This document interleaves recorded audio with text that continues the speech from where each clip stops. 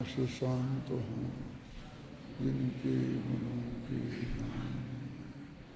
बुद्धिमान महान जिन विचरे हमारे। उपाय उपेय अधिकार समय सार में पेज नंबर 628।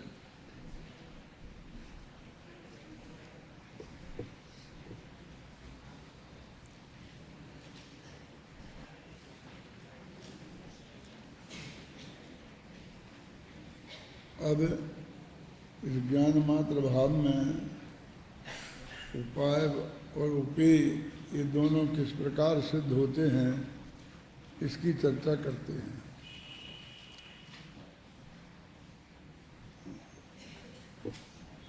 ये 16वीं गाथा में 15वें कलश में जो बात कही थी और भी बीच में कई जगह ये बात आई है बार बार,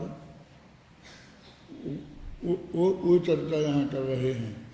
कहा था ना, एस ज्ञान घनो आत्मा नित्यम सिद्धमभीप्स भी तो साध्य साधक भावे न दुधई कह समुपासताम। साध्य भाव से उपासना करो चाहे साधक भाव से करो, दो प्रकार से एक आत्मा की ही उपासना करो। यह ज्ञान का घनपिंड, इस ज्ञान घनो आत्मा, ज्ञान का घनपिंड जो आत्मा है उसकी नित्य उपासना करो। कौन लोग? जो सिद्धमभीप्स भी, जो सिद्धि की कामना करते हैं, जो मोक्ष की प्राप्ति करना चाहते हैं, जो अनंत अतीन्द्रिय आनंद की प्राप्ति करना चाहते हैं, वो इस ज्ञान के घनपिंड भगवान आत्मा की उपासना करें। कि कैसे करें? कि चाहे साध्य भाव से करो और चाहे साधक भाव से करो, दो प्रकार से उपासना करो। ये उस प्रकरण में आपको याद हो तो ये बात समझाई थी कि उपासना दो प्रकार की होती है, एक साध्य भाव की और एक साधक भाव की। अभी अपन क्या करते हैं, क्या हो रहा है इस जगत में कि अनंत सिद्ध भगवान तो हो ही गए, वे तो वेदी पे विराजमान होने लायक हैं, तो उनकी तो मूर्तियाँ हमने विराजमान कर ही दी। फिर आचार्य भी पंच परमेष्टि में शामिल हैं ही, आचार्य उपाध्याय और साधु भी वहीं वेदी पे विराजमान हो गए। पंच परमेष्टि हमारे लिए परम पूज्य हो गए। तो कोई बहुत बड़ी गलती हो गई ऐसा मैं नहीं कह रहा हूँ, कि तो होने ही योग्य थे तो हो गए। अब हम इसके बाद जो श्रावक लोग हैं, माने जो साधु के नीचे जो भी हैं, चाहे वो बालिकाएं हों, महिलाओं में चाहे पुरुषों में क्षुल्लक ऐलक हों, वो सब ये श्रावक हैं, माने एक गृहस्थ हैं। श्रावक कहने में उनको उतना ऐतराज नहीं होता जितना गृहस्थ कहने में। वो क्या समझते हैं कि बस हमारे शादीशुदा हों, बाल बच्चे वाले हों, दुकान करते हों, धंधा करते हों, नौकरी करते हों तो वे गृहस्थ हैं। और बस धंधा छोड़ दिया, शादी की नहीं कि हुई नहीं, जो कुछ भी हुआ हो, अब वे अपने को फिर गृहस्थ ही नहीं समझते हैं। क्या फिर वे अपने को न मालूम क्या समझने लगते हैं और इसी भाषा में बात करने लगते हैं कि तुम लोगों को ये चाहिए, तुम लोगों को ये चाहिए। कि तुम लोग कौन हो? तुम भी तो एक गृहस्थ ही हो ना।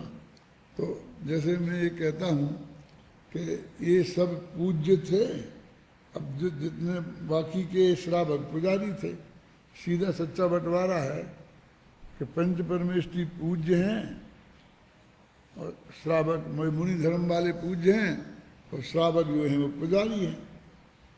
अब ये श्रावकों में से लोग निकल के समझ लो कि वे आहार देने वाले हैं, वे आहार लेने वाले हैं। उनने घर छोड़ दिया, मकान नहीं है, कमाई छोड़ दी, तो अब वे खाना कहाँ बनाएं? बर्तन नहीं है, कुछ नहीं रखा, तो वे खाना कहाँ बनाएंगे? वो तो गृहस्थ के यहाँ जाएंगे। तो शास्त्र में एक विधि बताइए, उस विधि के हिसाब से जाएंगे। अब ये सबसे ज्यादा भ्रष्टाचार तो अब इन गृहस्थों में शुरू हुआ।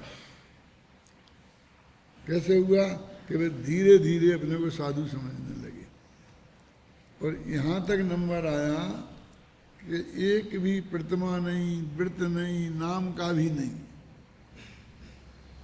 बस अपने को ब्रह्मचारी कहने लग गए कि अब कहने लग गए कि हैं तो हैं ही, हो ही नहीं सकते। कैसे कहा आपको, कैसे पता, कैसे आप कैसे जानते हैं? अनंत भगवान ने कहा। हम सारा जो हमारे शास्त्र हैं ये सर्वज्ञ भगवान के कहे हैं कि नहीं है, और उनसे हम मान रहे कि नहीं मान रहे सब बातें। हम कहाँ कहाँ देखने गए तो सुमेर पर्वत भी हम इन शास्त्रों से ही मान रहे हैं ना। तो शास्त्र में लिखा है कि सातवीं प्रतिमा में होता है ब्रह्मचर्य। अब तुम ही कह रहे हमारी तो पहली भी नहीं है, दूसरी भी नहीं है, सम्मा दर्शन होने के बाद होते हैं, क्लियर लिखा हुआ है हजारों जगह। तो उसके हिसाब से कह रहे, वही हम तो वस्तु के स्वरूप का प्रतिपादन कर रहे हैं ना। और बे भी अपने को बस हाँ तुम आपका कर्तव्य है, आप सब दुनिया को कर्तव्य बताने लग गए। माने हमारे सब भोजन की व्यवस्था, खाने पीने की, पहनने ओढ़ने की सब व्यवस्था तुम्हारे जिम्मे। उस आफत के मारे गृहस्थ को कि जो बेचारा है, कोई धंधा पानी ज़्यादा है नहीं उसमें पास में, और पत्नी है, बाल बच्चे हैं, 4 बाल बच्चे, उन्हें पालना है, पोसना है, और वो आजीविका भी करनी है, और उसे भी आत्मकल्याण करना है। गृहस्थ भी धर्म है, उसे भी पालना है, उसे भी आत्मा का संबंध दर्शन प्राप्त करना है, और तुम्हें भी प्राप्त करना है। तुम कही रहे मैंने तुम्हें भी नहीं है, उसे भी नहीं है। अब खड़े तो हैं एक क्लास में, और वो हमने को बड़ा माना। 10वीं क्लास में हमने पास करके आए, और 11वीं क्लास में वहाँ भर्ती हुए। जो भी तुम्हारा नाम उसको दे रहे हो, प्रवेश का जो भी दिया हो, उपाध्याय जो भी नाम दिया हो वो नाम से, अब उसी क्लास में आकर एक ब्रह्मचारी जी भर्ती हो गए। अब उनके ज्ञान का लेवल, श्रद्धा का लेवल, चारित्र का लेवल तीनों एक ही है ना। अब वे पूज्य और दूसरे पुजारी ये कहाँ से हो गए? अभी एक मानते हैं हम पूज्य, हमारी पूजा करो, हमारी सब व्यवस्था करो, हमारी सब सेवा करो।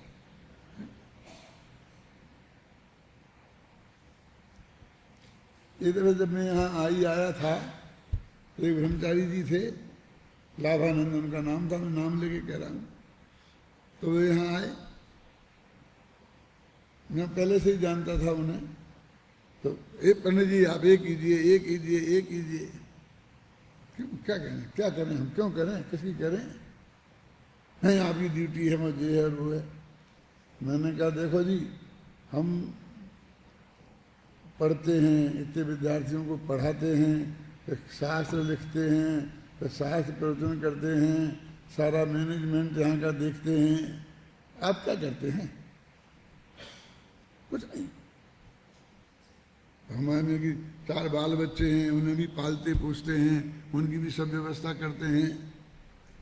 तुम तो कुछ नहीं करते हो, और हमसे भी हमसे अपना तुम सहयोग चाहते हो। अरे तुम हमारा सहयोग करो, 2 बच्चे हमारे पाले, तुम पालो, 2 हम पालेंगे।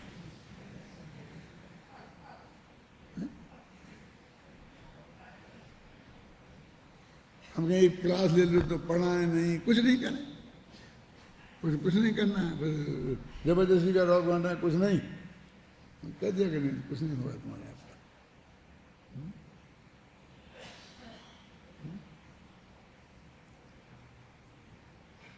वस्तु स्थिति ये है। अब वे पूज्य बनते जानने में शुरू हुए। मतलब पहले सम्यक दृष्टि पूज्य थे समझ लो, और मिथ्या दृष्टि पुजारी थे। अब वे सम्यक दृष्टि भी पूज्य में बन गए। पहले गृहस्थ अनुवृत्ति आहार देते थे, और महावृत्ति आहार लेते थे। कि मैंने सब लिखा है धर्म के 10 लक्षण किताब में, और मैं जानता था ये एक कुटने पिटने का काम है, लेकिन आज तक तो नहीं हुआ, ऐसे नौबत नहीं आई। लाखों छप गई वो किताब, और हजारों बार मैं बोल चुका हूँ, हर परिसर में तो बोलता ही हूँ, है ना। कि अब मैं ये कहता हूँ कि सम्यक दृष्टि तो ये पूज्य हो जाएंगे, तो मिथ्या दृष्टि पूजा करेंगे, कौन करेगा उनकी पूजा? कौन देख रहा है मिथ्या दृष्टि? तो उसमें कहें विरोध कौन करेगा? अरे मिथ्या दृष्टि तो विरोधी दल के हैं, वे तो विरोध करेंगे कि सब विरोध कर रहे, तो विरोध नहीं करेंगे तो क्या करेंगे? सम्यक दृष्टि का मिथ्या दृष्टि विरोध नहीं करेगा। और तुम कहते हमारी पूजा करें, तो एक कितनी विचित्र आशा है? माने कुछ नहीं है। मैं एक बेचारे उनका स्वर्गवास हो गया, मेरे मित्र थे, उनका मैंने नाम ले दिया, और अभी ऐसे बहुत हैं जो अभी अस्वर्गवासी हैं।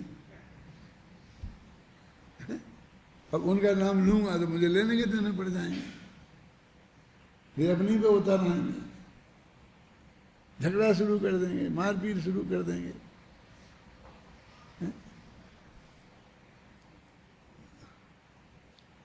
ये है ना बिल्कुल आंखों के देखते हुए सामने, ये कितना स्पष्ट सत्य है और सारे देश में चल रहा। बेचारे टोडरमल जी ने मोक्षमार्ग प्रकाशक में लिखा ना, वो श्लोक है क्या नहीं, जैसे गाय जैसे धुआते हैं, ऐसा करते हैं, ऐसा करते हैं, इनसे कुछ लिया नहीं है, कर्जा नहीं लिया है, तो भी ये नहीं मोक्षमार्ग प्रकाशक है, निकालो ये श्लोक है उसमें, ये मोक्षमार्ग प्रकाशक ही है, तो निकालो उसमें, ये सब है 6वें अध्याय में होंगे कि जिनसे कर्जा नहीं लिया है, कुछ नहीं लिया है, वो हमको इस तरह से बैलों जैसा हाँकते हैं। ये टोडरमल जी ने तो कोट किए हैं, कहीं दूसरी जगह से श्लोक हैं। हाँ पढ़ो, जोर से पढ़ो जरा, हाथ में स्पीकर पे बोल के पढ़ो, मुझे ही क्यों सुनाते हो? ये मेहनत भी मेरे से ही क्यों कराते हो? क्षुत क्षामा किल कोपि रंग शिशु का प्रव्रज चैते कुचित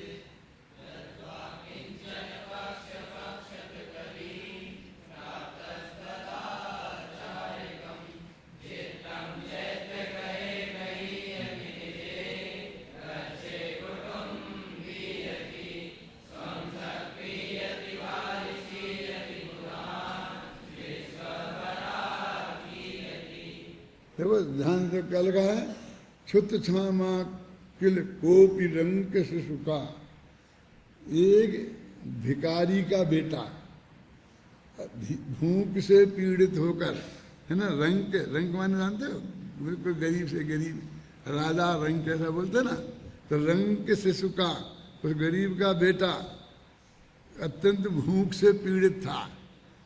ऐसा चक्कर काटते काटते किसी चैत्य प्रवृद्ध, किसी चैत्यालय में चला गया। वहाँ कोई महाराज थे, तो उनसे प्रवृद्ध उसने दीक्षा ले ली। क्या करे, उनका है काम, कहीं मिलता नहीं, कोई देता नहीं, ये नहीं किया, ठीक है ना। चैत्य क्वचित प्रवृद्ध, उसने वहाँ दीक्षा ले ली।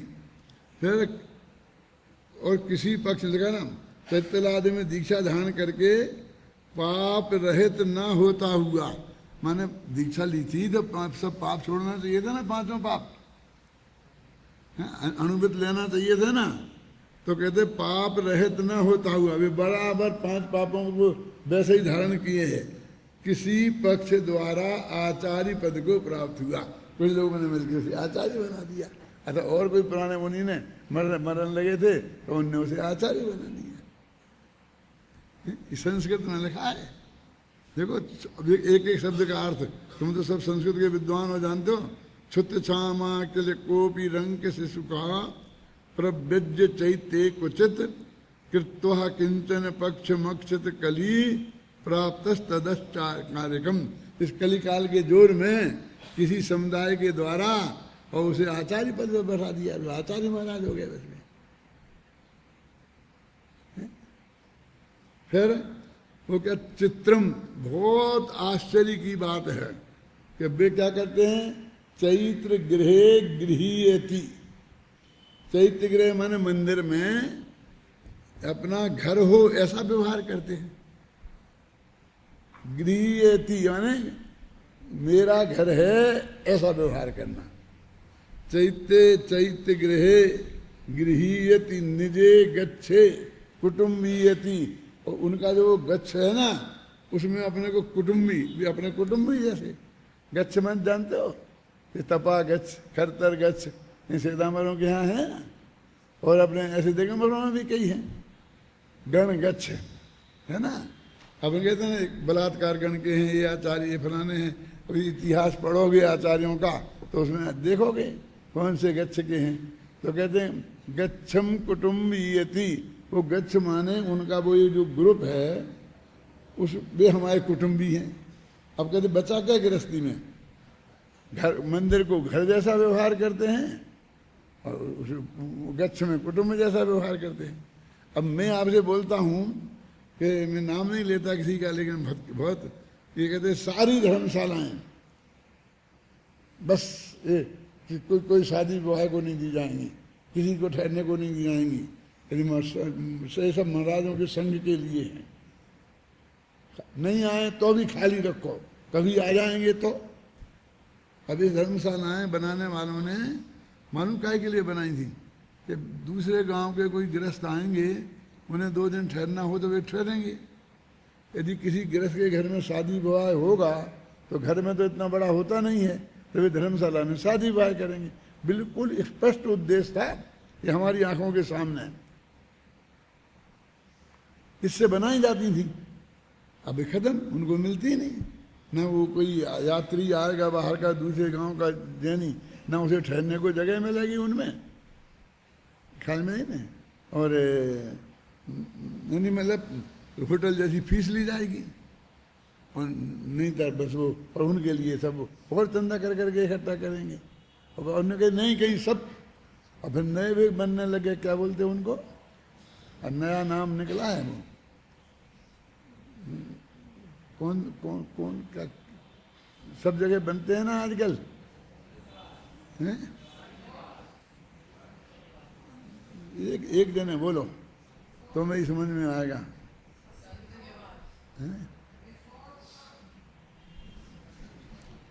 समझ गए, तुम समझ गए ना। जो मुनि साधुओं को ठहरने की जगह, उसका एक नया नाम पड़ा है, और वो गांव-गांव में वो मकान बनने लग गए हैं ऐसे। उसका मतलब उसमें कोई साधु ही आगे ठहर सकते हैं, कोई गृहस्थ नहीं ठहर सकता। मुनि धर्म सेवा संति क्या बोलते हैं? सब एक साथ बोलोगे, मेरी समझ में नहीं आने। ऐसा बहरापन है मुझ में, मजाक नहीं कह रहा हूँ, सच्ची। यदि एक आदमी बोलेगा शांति से तो सब समझ में आएगा। हाँ, ये संत निवास। अब संत निवास लगे क्यों, उन्हीं के नाम से। अब धर्मशाला बताएंगे, कहीं तो नए बनाते हैं और कहीं पुराने का नाम संत निवास रख देते हैं। करते कि नहीं करते? इसके लिए लिखा उनने, चित्रम चैत्य गृहे गृहीयति और निज गच्छे कुटुम्बीयति और स्वम सक्रियति। ये क्या है सक्रियति? क्या है सक्र? माने क्या होता है? इंद्र पुरंदर सक्र आता ना, इंद्र को बोलते हैं सक्र। सक्नोति सक्र, इंद्रनोति इंद्र है ना। पुरम भेदती थी पुरंदरा, तो सक्रियति अपने को इंद्र जैसा समझते हैं। देख लगा ना, स्वम सक्रियति अपने को इंद्र जैसा समझते हैं, राजा जैसा नहीं, चक्रवर्ती जैसा नहीं, इंद्र जैसा। और बालसीयति बुधान, और क्या बुद्धों, बुधान माने बुद्धों को, बुद्धवानों से इंद्रवत मानता है, और ज्ञानियों को बालवत अज्ञानी समझता है। अच्छे अच्छे जो विद्वान हैं उनके साथ में मूर्खों जैसा व्यवहार करता है। जैसे मूर्खों से व्यवहार करते हैं ना, तुम क्या समझते हो? कुछ नहीं।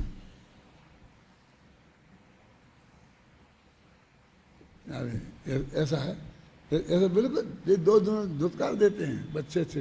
फूलचंद जी सिद्धांत शास्त्री बनारस वहाँ पर जबलपुर में, और वो धवल की बाँचना चली थी, समझिए ना, धवल समझते हो, ग्रंथ है, उसकी बाँचना चली थी, और वे उसके सबसे बड़े विद्वान थे। उन्होंने उसका संपादन करके छपाया था। तो वो पढ़ रहे थे और महाराजों का संग भी बैठा था, ये भी बैठा था। तो एक आध बात बीच में महाराज ने ऐसी बोल दी जो धवल शास्त्र के अनुसार नहीं थी। तो पंडित फूलचंद जी ने कहा कि नहीं महाराज ऐसा नहीं है, इसमें ये लिखा है तो किसने तुम्हारा दत्त कर दिया। और ऐसा लगे उनकी पिटाई से दूर नहीं, ऐसा लगे कि वहाँ उनका 2 दिन काटना मुश्किल हो गया। वहाँ वो शास्त्र की बात बता रहा, पढ़ रहा है, वो उसका विशेषज्ञ विद्वान है, एकमात्र विद्वान है, ख्याल में है ना। और ये कल के हैं, कुछ नहीं अध्ययन नहीं है उनकी अपेक्षा में। लेकिन बोले ये लिखा ना ऐसा बाल सीयति बुधान और विश्वम बरा कीयति, वो सारे विश्व को बरा का माने अत्यंत दीनहीन समझते हैं ना। वो बरा का माने वही रंग, सारे विश्व को रंग के समझते, ऐसा व्यवहार तुमने किसी को भी, बड़े से बड़े सेठ को, बड़े से बड़े पंडित को, कोई भी हो, इधर आओ, ये तो उनके मुंह में से निकल ही गया। यानी भाषा का सभ्यपना भी नहीं रहा।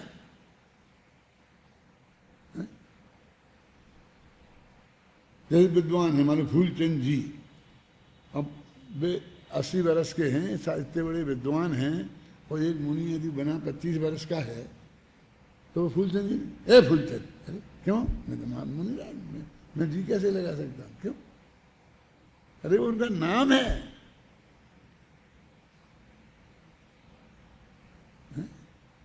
जैसे कानजी स्वामी, ये नाम है ना उनका, जैसे उसका भी नाम है फूलचंद जी। फूलचंद नाम नहीं है, था वो जब था।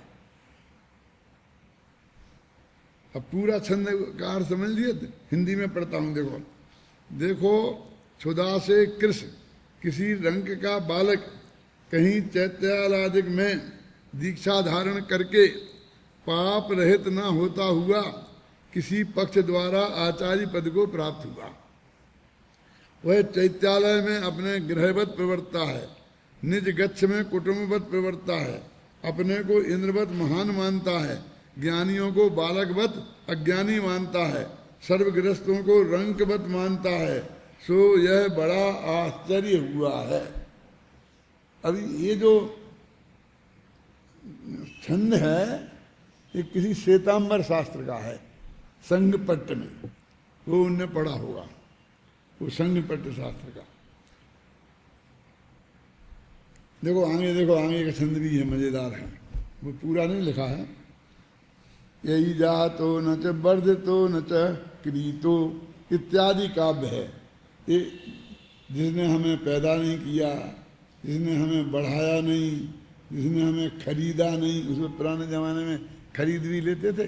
तो ये छंद पूरा अपना जो पहले का होगा, बाद का जो अपने जो है ना मोक्षमार्ग प्रकाशक, उसमें पूरा छंद नीचे लिखा है,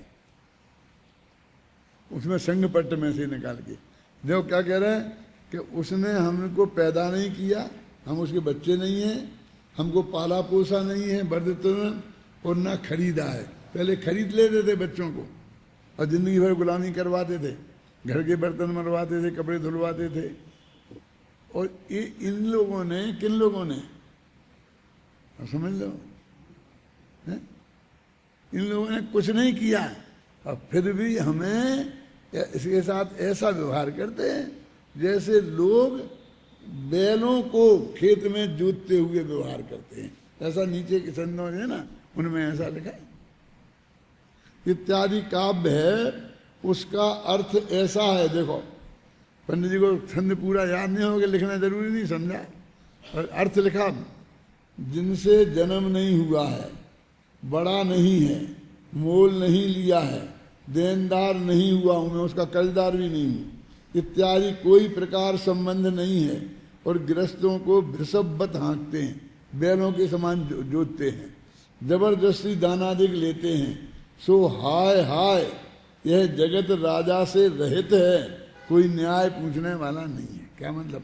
कोई गृहस्थ हमें कोई ऐसा करे तो राजा के दरबार में हम जाके प्रार्थना कर सकते हैं शिकायत, और उसे दंड मिलता है, लेकिन इनकी वो भी नहीं कर सकते। क्या लगा ना? सो हाय हाय यह जगत राजा से रहते, कोई न्याय पूछने वाला नहीं है। इस प्रकार वहाँ इस सिद्धांत के पोषक काव्य हैं, सो उस ग्रंथ से जानना। अब शिष्य कहता है ये तो श्वेतांबरों के हैं, तो हमें क्यों बता रहे? दिगंबर शास्त्र की तो बात ही नहीं है। देखो लिखा नीचे, यहाँ कोई कहता है कि यह तो श्वेतांबर विरचित उपदेश है, उसकी साक्षी किस लिए दी? उत्तर, जैसे नीचा पुरुष जिसका निषेध करे उसका उत्तम पुरुष तो सहज ही निषेध हुआ, उसी प्रकार जिनके वस्त्रादि उपकरण कहे वे भी जिनका निषेध करें, तब दिगंबर धर्म में तो ऐसी विपरीतता का सहज ही निषेध हुआ। इसलिए हमने ये बात कही, और फिर दिगंबर शास्त्रों के उन्होंने गायन दिया। कहने का मतलब ये है कि उस जमाने में भी ये सब हो गया था, श्वेतांबरों में पहले हो गया था। और ये जो संघ पट्ट है ना, ये भी 1000-2000 वर्ष पुराना है। मेरा पंडित टोडरमल व्यक्तित्व कर्तृत्व है ना, उसमें लिखा है ये कब का है। उसके दूसरे तीसरे पेज पे कि संघ पट्ट के जो कारण दिए कि 18 वर्ष पहले फलाना आचार्य ने संघ पट्ट में जो लिखा है उसका वो सब वहाँ पर दिया हुआ है। तो वो फिर दिगंबर में पीछे भट्टा भी आए ना, कुछ भट्टारक लोग, तब ये चीज़ें बढ़ी। अब तो कम से कम वो वैसा अन्याय बंद हो गया है और सब तरह का चालू है। तो यानी इतनी स्पष्ट लिखा है इसमें कि उपाय और उपेय भाव, एक आत्मा है तो उपाय माने सम्यक दर्शन, सम्यक ज्ञान और सम्यक चारित्र। तो मग्गो मोक्ष उपावो और मोक्ष तो मोक्ष फलोत्ति, नियम सार की दूसरी तीसरी गाथा है ना कि मोक्ष मार्ग जो मोक्ष का उपाय है और मोक्ष का उपाय का जो फल है वो मोक्ष है। अब ये कहते हैं कौन से 15वें कलश में कि ये दो दशाएं हुई, एक तो वो साधक दशा और एक साध्य दशा। अरहंत तो सिद्ध की पर्याय है साध्य दशा, और नीचे की है साधक दशा, चौथे गुणस्थान से लेकर 12वें गुणस्थान तक। तो ये दोनों ही पुजारी हैं वो कहते हैं। सुनना, अभी अपनी बात क्या चली थी कि अणुवती दान देते थे आहार और महावृत्ति लेते थे। अब धीरे होते होते सम्मा दृष्टि तक सब पूज्य बन गए और मिथ्या दृष्टि पूजा करने लगी। अब फिर मिथ्या दृष्टियों में भी धीरे धीरे खिसक के वो पूज्यों में पहुंचे। अब अपने लिखा छेडाला में बहुत क्लियर कि बान भवन सन्न नारी के सम्मा दृष्टि व्यंतर भवनवासी इन देवों में नहीं होता, लिखे ना। अब सब व्यंतर भगवान बन गए ना सब जगह। अब वेदी पे विराजमान हो गए इधर, अरे राम वेदी बनी, यहाँ एक खिड़की पे अलग से विराजमान किया, तो अलग वेदी बनाई उनने तुमने। कम से कम उसी वेदी पे विराजमान करते ना, तो हम जो नमस्कार करते तो ये तो हो जाता कि हम तो भगवान को किया है, इनको थोड़ी किया, ये तो सेवक उनके यहाँ बैठे हैं। आप समझ गए ना, किसके लिए नहीं भगवान की वेदी पे नहीं बैठा सकते, तो उनने और अलग वेदी बना दी उनकी। कल हम कहेंगे मंदिर में नहीं विराजमान कर सकते, तो उनका अलग मंदिर बन जाएगा। विचित्रता तो देखो कैसी है।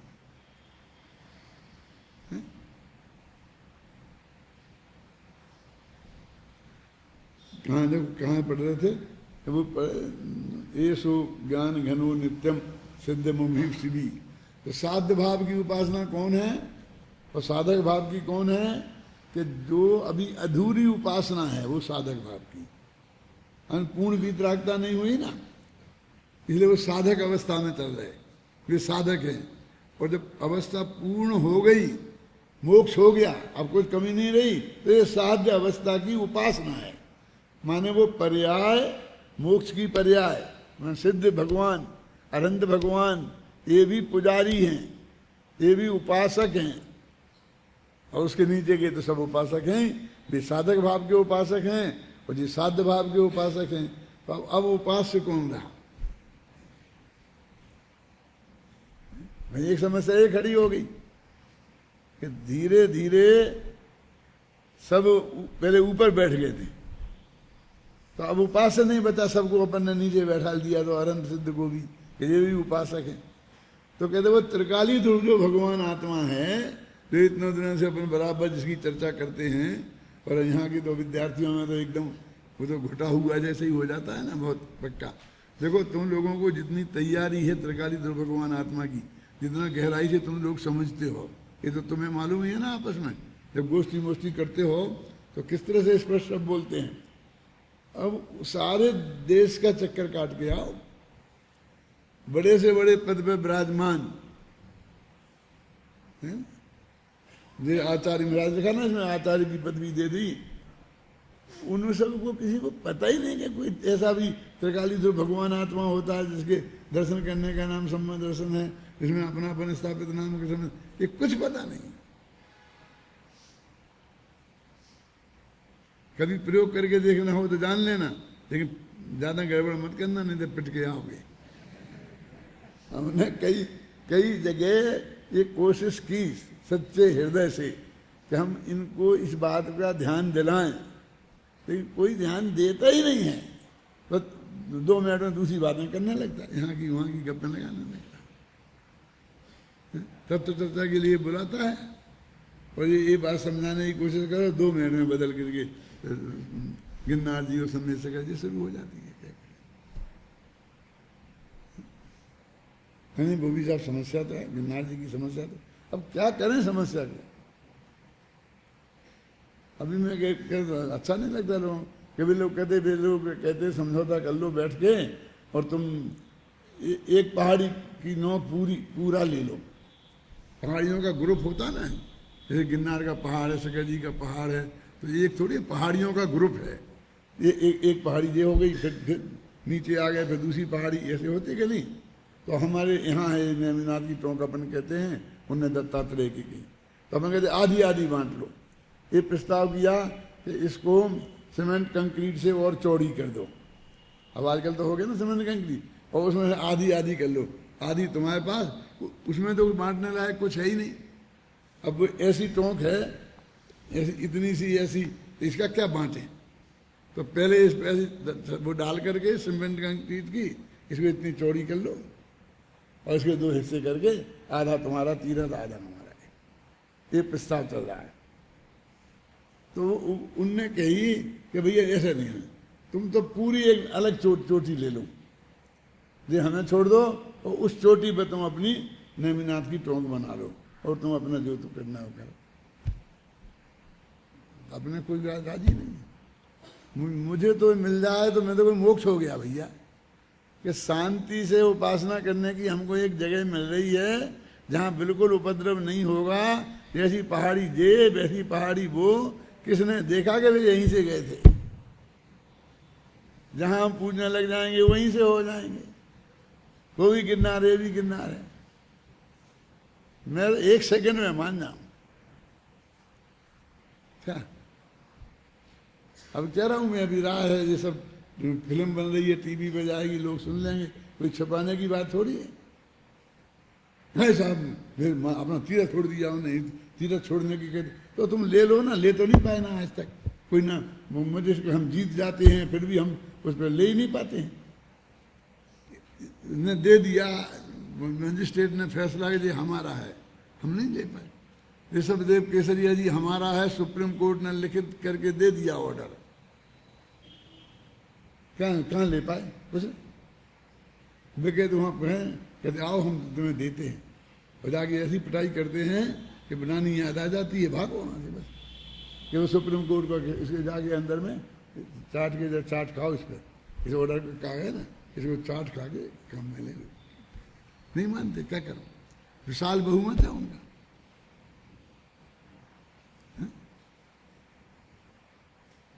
क्यों, क्या आपको क्या लगता है, मेरी राय कैसी लगती है? अरे शांति से धर्म ध्यान करो भैया, इसमें क्या है। मैं तो अयोध्या के मामले में कहता हूं कि कौन माई की लाल कह सकता है कौशल्या के अलावा कि राम का जन्म यहीं हुआ था। कौशल्या तो मान वो कितनी, द्वारका तो 92 मील लंबी और 72 मील चौड़ी थी। अब इतना कितना एरिया होगा वो, और उस अयोध्या में जन्म हुआ था, वो इतना ही प्रमाण मिलता है हमें, पूरी अयोध्या का प्रमाण। अब संदेश सागर से मोक्ष गए थे और संदेश सागर का ये पूरा पहाड़ है। अब एक चोटी पे ने बना लिया, दूसरी चोटी पे तुम बना, क्यों तुमको नहीं लगता ये ठीक है?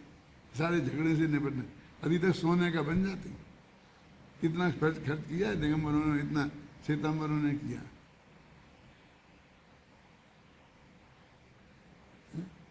एक केस में एक वकील जाकर के 1 घंटे को खड़ा होता है अपनी तरफ से तो 10 लाख रुपया लेता है, और ऐसे हम 125-150 बरस से लड़ रहे हैं। समझ लो क्या हालत होती है।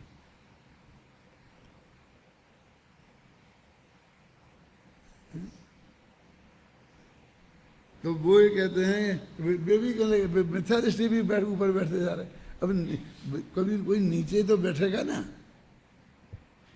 पूज्य गुरुदेव कांजी स्वामी को तूने दर्शन नहीं किए, भाग्य से हमने किए हैं, तो हम बताते हैं वहाँ की पोजीशन कि जहाँ जिस पर वो बैठते थे पाटिये पर और सब लोग नीचे प्रवचन सुनते थे, उस पर 1 से 2 आदमी नहीं बैठ सकते थे। तो वो पाटिया इतना ही था, तो 1 आदमी बैठ सकता है, और बाकी कोई पाटिया फाटिया नहीं, सब ऐसे जमीन पे बैठो जैसे एक लाइन से, जैसे आप सब बैठे हो। फिर वो हमारा पाटिया बढ़ता गया, कुछ इधर बढ़ा कुछ इधर बैठा, तो एक की जगह 3 बैठे, एक बगल में एक इधर, फिर इधर बैठा, फिर इधर बढ़ा, फिर बढ़ते बढ़ते वहाँ तक पहुँच गया, फिर वहाँ तक पहुँच गया, वो पीछे वहाँ तक पहुँच गया। क्यों? और अब ये भी भर जाता है, नीचे कोई दिखता ही नहीं है। मैं कई दफे इस सभा में कह चुका कि भाई ये क्या खेल है, एक दिन हमारा खराब हो जाता है, प्रवचन नहीं हो पाता है। पहले एक उद्घाटन होता था, अब वहाँ से झंडारोहण, फिर एक उद्घाटन उस दरवाजे पे, फिर एक इधर, फिर एक इधर, फिर एक इधर। अभी तो यहाँ से यहाँ तक है, हर फीट पे होगा, इंच पे। इतना ही उद्घाटन करने वाले हैं।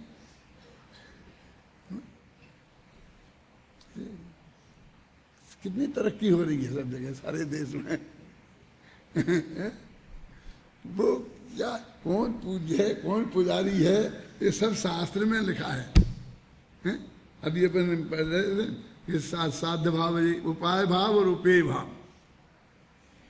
उपेय माने मोक्ष वो कहते हैं, और उपाय माने मोक्ष मार्ग। और वहां तो ये कह रहे कि दोनों हैं पुजारी, और त्रिकाली ध्रुव भगवान है पूज्य। तो वो कहते एक जो ज्ञान मात्र भाव है, एक प्रश्न समस्या क्या है, वो ज्ञान मात्र भाव वही उपाय और वही उपेय दोनों कैसे बन जाता है, ये शिष्य का प्रश्न है। और इसका समाधान यहाँ करने वाले हैं कि जब वो त्रिकाली ध्रुव भगवान आत्मा में अभिनिर्मय पर्याय शामिल कर लो, और जब वो अपनी उपासना करता है, तो जब तक वो उपासना अधूरी होती है तब तक वो उपासना साध्य भाव की उपासना कहलाती है। और जब वो उपासना पूरी हो जाती है तो वो तब वो साधक भाव की कहलाती है, और ये साध्य भाव की कहलाती है। तो वो उपेय और उपाय, मोक्ष है उपेय, माने उपाय के द्वारा जो प्राप्त किया जाए वो उपेय। वो उपेय जिस चीजों से प्राप्त किया जाए वो उपाय। तो कहते वो उस भगवान आत्मा का दोनों ही निर्मल प्रणमन ही है। समझ में आया ना? तो अभी अपने दो बातें थी ना, तत्र स्याद्वाद सिद्ध्यर्थम, और बोलो तत्र स्याद्वाद सिद्ध्यर्थम वस्तु तत्व व्यवस्थे उपायोपेय भावश्च मनाग भूयोपि चिंतते। 2 चीजों की हमने करेंगे, तो जो वस्तु व्यवस्था को और उपाय उपेय भाव को हम करेंगे। तो वस्तु व्यवस्था की जगह तो साधवाद अधिकार अपन ने नाम दे दिया, वो अधिकार अपना निकल गया। अब ये दूसरा है उपाय उपेय अधिकार, उसे वे बताएंगे। तो वो कहते हैं कि वो हमारा त्रिकाली जो भगवान आत्मा सेंत, यानी वो जो स्यादवाद अधिकार था ना, उसमें तो इन्हें 47 शक्तियों का वर्णन कर दिया। वो स्यादवाद के छंद भी हैं शुरू में, 14 छंद है ना। अब इनने ये तो क्या किया, इसमें 47 शक्तियों का वर्णन कर दिया। अब आपसे यदि स्यादवाद पर लेख लिखाएं तो उसमें आप 47 शक्तियां लिखोगे? मैं ये कहना चाहता हूँ, परमात्मा तो इतने दिनों से सुन रहे हो, तो इस स्यादवाद की सीमा में आ गई ये 47 शक्तियाँ, और स्यादवाद का हम लेख लिखें तो स्यादवाद के लेख में हम 47 शक्तियों को कम से कम नाम गिनाएंगे क्या? किसी ने गिनाए? मैं सबसे पूछता हूँ, कोई अम्माई लाले अभी समझता है पूरा हो गया अपना वो 47 शक्तियों का प्रकरण, और स्यादवाद अधिकार भी पूरा हो गया कि 47 शक्तियाँ ये स्यादवाद हैं। किसी को 47 शक्तियाँ नाम पढ़ लिए, उनकी व्याख्या सुन ली, और उधर भी अलग ही हैं, ये अपने अलग चल रहा है। जब स्यादवाद अधिकार नाम के अधिकार में उनने 47 शक्तियों का वर्णन इतना विस्तार से किया है ना, तो वो तो स्यादवाद अधिकार में आ गई, स्यादवाद से सिद्ध हुई ना। अब ये कहते हैं कि इसी में, अब वो जो 47 शक्तियों में क्या क्या चीज शामिल थी, एक द्रव्य, उसके गुण और उसकी निर्मल पर्याय। विकारी पर्याय शामिल नहीं की थी ना, क्या महावीर प्रसाद जी? अब इतनी तो बात याद है। अब ये कहते हैं कि द्रव्य और गुण, ये तो रह गया वो आत्मा, तो उसकी भी जो निर्मल पर्यायें थी उनके हमने दो भेद किए, एक उपाय रूप और एक उपेय रूप। समझ गया ना? क्योंकि वो होना है, जो है वो वस्तु है, जो होना है वो पर्याय है। वस्तु में द्रव्य है, जो होना है वो पर्याय है, जो है वो द्रव्य है, जो होती है वो पर्याय है। वैसे अस धातु के दोनों ही अर्थ होते हैं। अस्ति माने है और अस्ति माने होती है, कोई भगवती कह लो, बस कह दो। भू धातु और अस धातु के दोनों एक ही अर्थ में है। तो इस तरह अभी मैं पढ़ता हूं थोड़ा, देखो।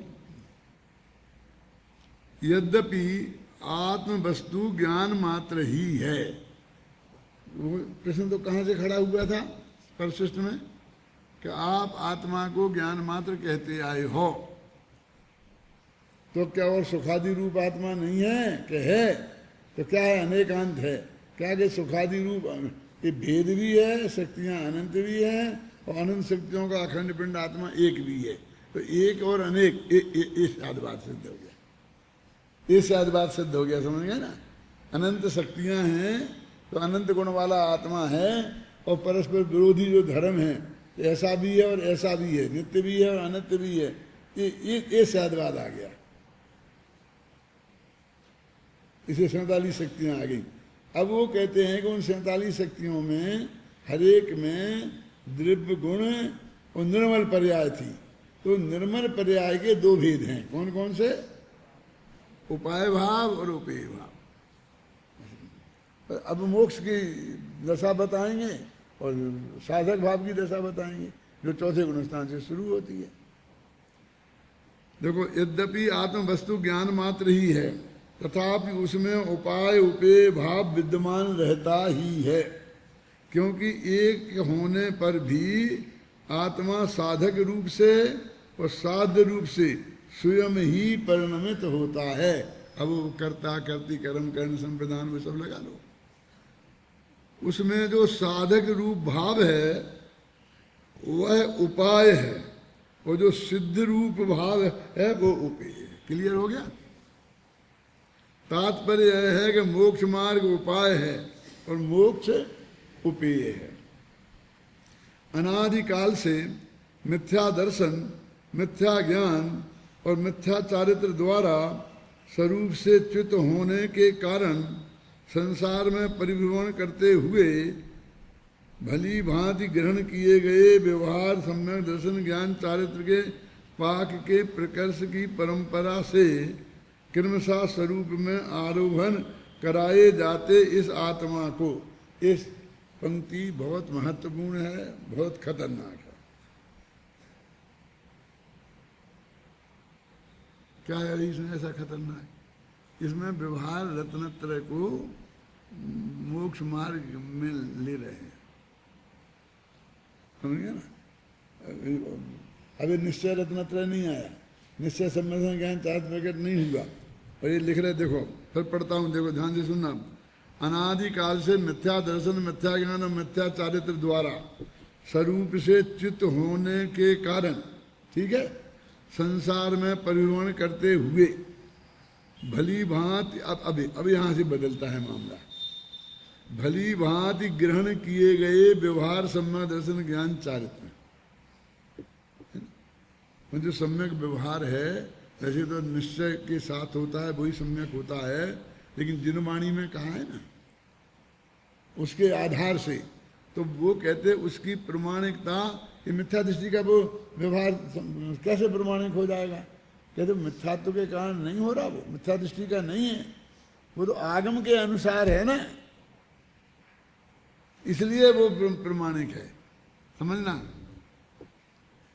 जैसे ये मुनि द्रव्यलिंग बोलते हैं ना इसको, जैसे मुनि अवस्था में द्रव्यलिंग, कभी परसों परसों कोई बता रहा था कि द्रव्यलिंग, तो वो द्रव्यलिंग कैसे द्रव्यलिंग कहलाया? कि शास्त्र में लिखा है कि मुनि अवस्था में ये द्रव्यलिंग और भावलिंग होता है, तो शरीर की जो अवस्था उस टाइप के स्वभाव वे हैं द्रव्यलिंग, और शुद्धोपयोग वीतराग भाव वो है भावलिंग, समझ गए ना?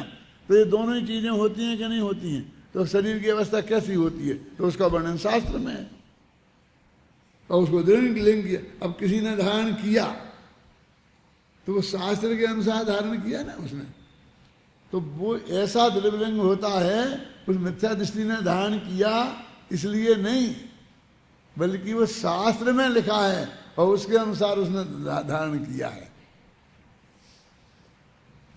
ये कह रहे हैं दादा कि पहले ये धारण करना पड़ेगा व्यवहार सम्यक दर्शन, तब तुम्हें देशना लब्धि के द्वारा, फिर तब जाकर के तुम फिर देशना लब्धि के बाद में चिंतन में जाओगे, तो प्रायोगिक लब्धि में जाओगे, फिर कैन लब्धि में जाओगे, फिर सम्यक दर्शन होगा। जिसको मैं कहता हूँ रहस्यपूर्ण चिट्ठी के आधार पर कि पहले आगम और गुरु मुख से हमको वो धर्म सत्य बिल्कुल सही समझना पड़ेगा। सत्य नहीं कह रहा हूँ, सही, मैं थोड़ा अलग कर रहा हूँ उससे, क्यों सत्य नाम तो उसका तब पड़ेगा जब सम्यक दर्शन अनुभूति पूर्वक हो जाएगा। आप सुने ना, मिथ्या दर्शन के साथ का तो ज्ञान सम्यक कहलाता नहीं है, लेकिन वो जो आगम के आधार पर, गुरु मुख के आधार पर, वो एकदम सही है, और वो पहले होता ही है, क्योंकि देशना लब्धि पहले होती कि नहीं, 5 लब्धि पहले होती कि नहीं? सम्यक दर्शन तो 5 लब्धि के बाद होता है, जब कैन लब्धि का भी अंतिम समय निकल जाता है ना, उसके बाद सम्यक दर्शन होता है। तो ये कैन लब्धि को क्या कहना, अभी एक एक पे विचार कर देखो। अपने बहनोई तो अपने रिश्तेदार हैं, अब बहनोई के बहनोई कोई हैं अपने बहनोई जैसे रिश्तेदार तो नहीं है, लेकिन फिर भी रिश्तेदार तो है ना। ये मारवाड़ी लोग तो उनको बेबाई जी कह के चलाते हैं। अपने यहाँ तो वही साहे जी, बहनोई के बहनोई को भी बहनोई जी, और साले के साले को भी साले, मामा के साले को भी मामा, ऐसे ही चलाते हैं ना हिंदी प्रांत में। मराठी का मुझे ज़्यादा मालूम नहीं है कैसे चलाते हैं, आप समझिए ना। तो ये अपने यहाँ जो व्यवहार है, अब ऐसे ही वो धीरे धीरे बढ़ते जाओ। अब मामा को मामा कहा, फिर मामा के साले को मामा कहा, फिर मामा के साले को क्या कहें, तो फिर भी मामा, फिर बढ़ते जाओ जितने भी पीछे, तो उतना ही अधिक फीका व्यवहार होता जाएगा ना, माने व्यवहार में फीकापन आता जाएगा कि नहीं। और आगे एक लेन जगह ऐसी आएगी कि हम उन मामा मामा भले ही कहें, मैं पानी की भी नहीं पूछें, ये लोग सब नाम के मामा हैं। अब ऐसा ही, हाँ अब देखो सुनो, जब संबंध दर्शन हुआ ना कर्ण लब्धि के बाद में, तो उसके एक समय के पहले जिस समय का अभाव करके वो पैदा हुआ है, उस पर्याय का अभाव करके पैदा हुए ना, तो उसको अपन ने व्यवहार कारण कहा। अब जो वो पर्याय जिस पर्याय का अभाव करके पैदा हुई उसको क्या कहेंगे, उसको भी व्यवहार कारण का। तो उसके पहले जो पर्याय थी वो उसका अभाव करके पैदा हुई उसको, तो ऐसी असंख्य पर्यायें तो कर्ण लब्धि में ही हो जाएंगी। तो कितना कितना व्यवहार आता जाएगा। फिर उसकी प्रायोग लब्धि के समय, फिर एक एक समय की उधर लगाओ, फिर उसके बाद देशना लब्धि के समय, समझ में आई कि नहीं आई? ऐसा व्यवहार है, लेकिन वो एक इस पद्धति प्रक्रिया में से वो गुजरेगा। फिर मैं थोड़ा समझाता हूँ, जैसे कि 9 महीना माँ के पेट में बच्चा रहता है ना, फिर एक एक दिन बढ़ता बढ़ता बढ़ता फिर 9 महीने बाद पैदा होता है। तो 9 महीने की तो प्रक्रिया है ही, है ना। तब तक वो माँ नहीं बनी, वो पिता नहीं बने, जब तक बच्चा पैदा नहीं हो गया। लेकिन वो 9 महीने के पहले भी कुछ प्रक्रिया होती है, उस प्रक्रिया में से वो माँ गुजरे तो वो दिन आता है कि जब वो 9 महीने में पहले गर्भवती हो। अब समझ में आए ना, उसे ऋतुमती बोलते हैं, क्या क्या है जो कि अभी तुम ज़्यादा में गहराई में नहीं जाना चाहता, लेकिन जो समझते हैं वे अंदाज से समझ ले रहे हैं। ऐसा नहीं है कि अचानक चाहे जिसके चाहे जब जो कुछ हो जाता है। उसके पहले भी बच्चे को गर्भ में आना है, उसके पहले भी माता में अपने आप कोई विशेष प्रकार की योग्यता का परिपाक होता है। अब वो कहाँ से गिनना वो अलग बात है। हम तो सब बच्चा गर्भ में आ जाएगा तब से गिनेंगे, तब से गिन लो, और तुम यही गिनोगे अब तो 9 महीना का हो जाएगा, हम तो तब से गिनेंगे, और तब से गिन लो, जो भी गिनना हो। लेकिन वो इतनी परंपरा पीछे है, इसका संकेत यहाँ पर है। देखो ये जो मैं पढ़ रहा हूँ, काय का अर्थ कर रहा हूँ, देखो इस पंक्ति को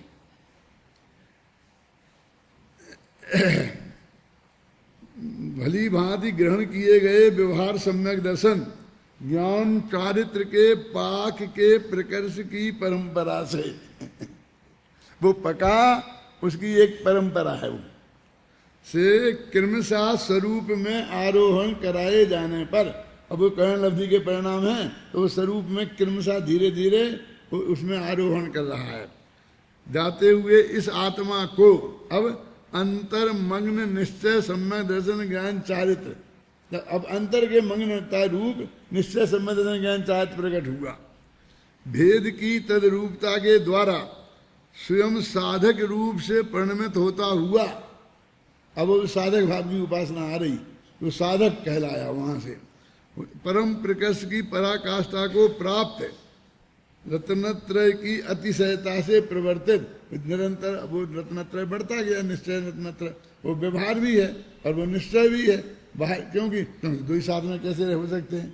अरे भाई वो तो वो जड़ की क्रिया और शुभ भाव को कहा था, और अंदर में शुद्ध भाव प्रकट हुआ, तो उनको एक साथ रहने में कहाँ दिक्कत है? वो भावलिंग पैदा होगा तो द्रव्यलिंग को रहने में कहाँ दिक्कत है? कि द्रव्यलिंग नग्न दशा नहीं रहेगी, क्या वो कपड़े पहन लेगा क्या, क्योंकि वो भावलिंगी हो गया मुनि, समझिए ना।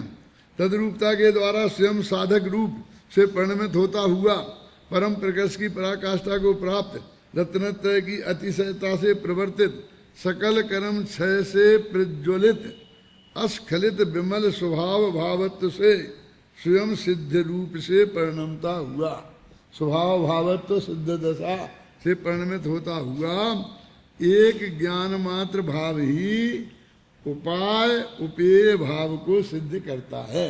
यानी वो ज्ञान मात्र भी रहता है और उसमें उपाय भाव भी बनता है और उपेय भाव भी बनता है, ये बात सिद्ध होता है। इस प्रकार ये उपाय और उपेय दोनों भाव ज्ञान मात्र आत्मा से अनन्य ही हैं। इसलिए सदा अस्खलित एक ज्ञान मात्र आत्म वस्तु के निष्कंप ग्रहण से जिनको अनादि संसार से निर्मल भाव रूप भूमिका की प्राप्ति ना हुई हो, उन मुमुक्षुओं को भी तत्क्षण की साधक भूमिका की प्राप्ति होती है। जिन अनादि से जिनको नहीं हुई उनको भी इस विधि से जाकर के असम्मा दर्शन की प्राप्ति होती है। लिखा ना, क्या लिखा? उन मुमुक्षुओं को, कौन? अनादि संसार से निर्मल भाव रूप भूमिका की प्राप्ति नहीं हुई थी जिनको, अनादि मिथ्या दृष्टि को, उन मुमुक्षुओं को भी तत्क्षण की साधक भूमिका की प्राप्ति होती है।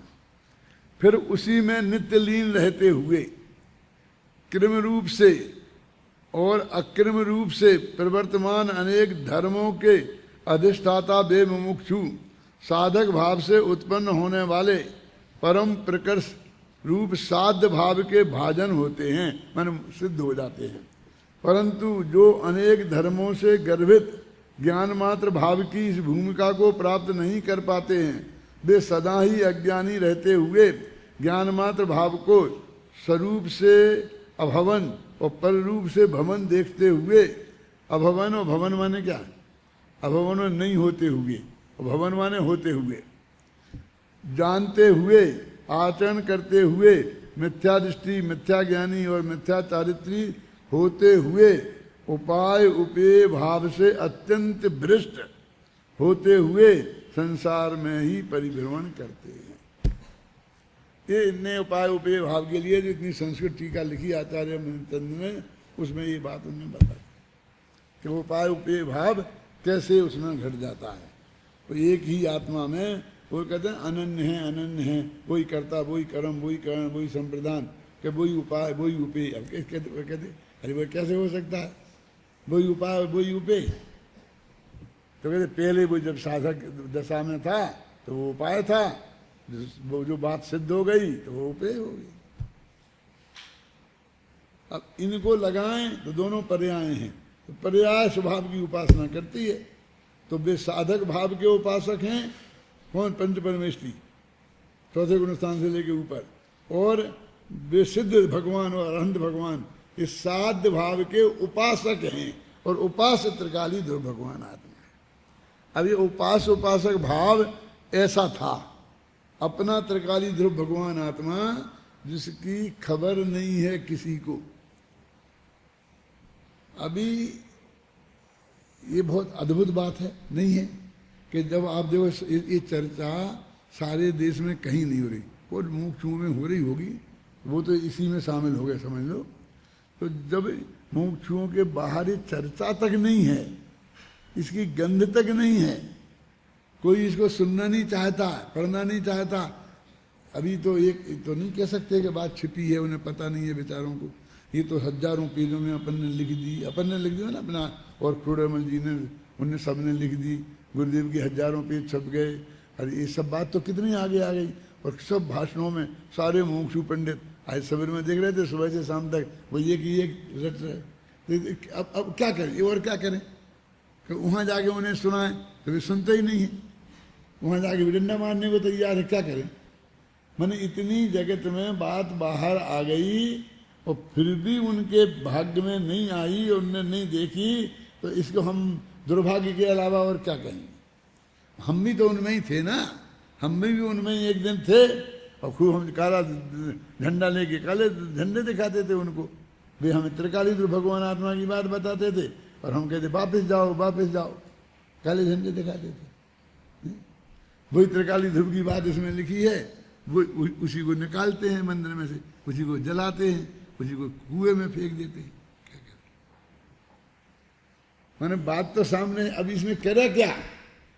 यानी इसका मतलब वही है कि जो अनादिकाल से जिन जीवों के भाग्य में जिस काल में ये बात आने का होगा, वो उसी काल में आएगी। तुम 1000 प्रयत्न करो, उसके पहले नहीं आ सकती। ये महासत्य कितना स्पष्ट है, और ये इसमें कोई शंका की बात रह गई? बोलो,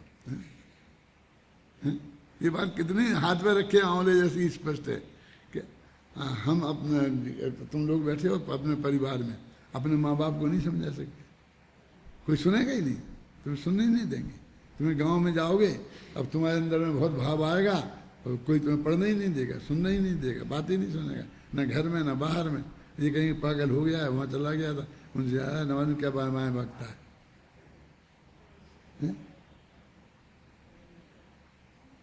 और हम चिल्लाएंगे कि ये भयंकर आग है, इसमें मत जाओ, जल जाओगे, तो सुने ही नहीं, और हमें मजाक उड़ाए और कूद जाए, तो जल मरे, क्या करे? मन मिथ्यात्व की जो भयंकर आग है ना। कल मेरे बहुत एक मिनिस्टर के घर से फोन आया मुझे कल, और वो कैसा बहुत बड़ी समस्या, उनसे ही बात कराओ। पूछे भाई कौन है, क्या बात है, जरा उनकी तबीयत ठीक नहीं, बात नहीं कर सकते? नहीं मुझे तो बात नहीं करना। बात करें क्या? साहब हमारे यहाँ भक्तामर विधान हो रहा था, फिर ऐसा हो गया, फिर ऐसा हो गया, तो हमारे परिवार में एक जना मरण हो गया, फिर ऐसा गया, क्या करें? पूजा चालू रख सकते हैं कि बंद कर सकते हैं, कि क्या करें? बहुत खैर वो तो बातें। तो मैंने कहा अभी चालू है कि बंद हो गई? तो बोले कि नहीं, एक महाराज थे तो महाराज ने बंद करा दी, तो पंडित जी भी बंद करके भाग चले गए और ये सब हो गए।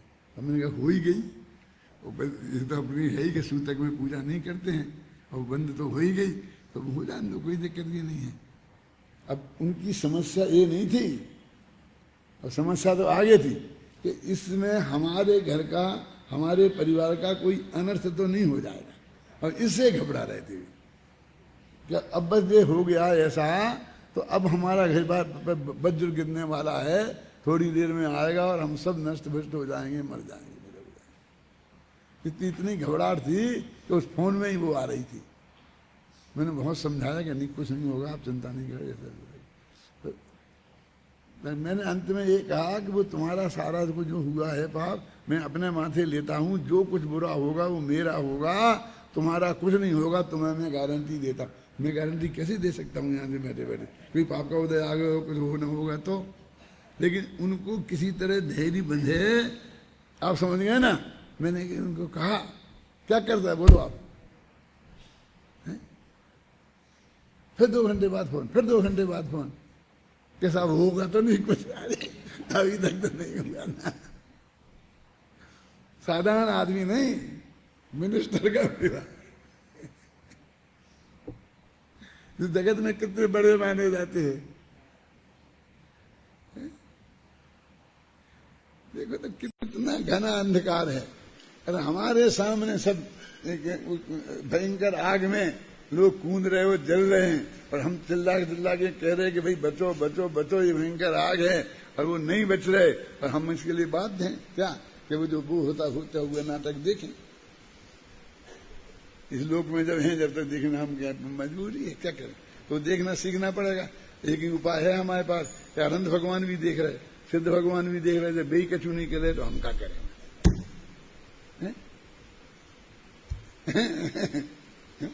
मतलब वो भी तो देख रहे, वो भी तो हो रहा है। ये चिंता तो उन्हें होनी चाहिए थी भगवान महावीर को कि मेरी पीछी कमंडल लिए। मैं उस मत का था जिस मत मैंने परिवर्तित किया, ये पीछी कमंडल तो उस मत में थे ना। मेरी सारी मेरे नाम की जो चीज है वो लिए और मेरे विरुद्ध बोले जा रहे। क्या बोल रहे हैं आपके विरुद्ध? आपकी तो पूजा कर रहे थे। अरे जो मैंने समझाया था समोसों में बैठ के, उसके विरुद्ध बोल रहे तो मेरे विरुद्ध नहीं है? बोले नहीं है? क्या समझाया था तुमने कि एक त्रिकाली ध्रुव है आराध्य और बाकी ये है आराधक। क्यों? समझ गए ना? कौन? ये लेकर के चौथे गुण स्थान से लेके सिद्ध भगवान तक।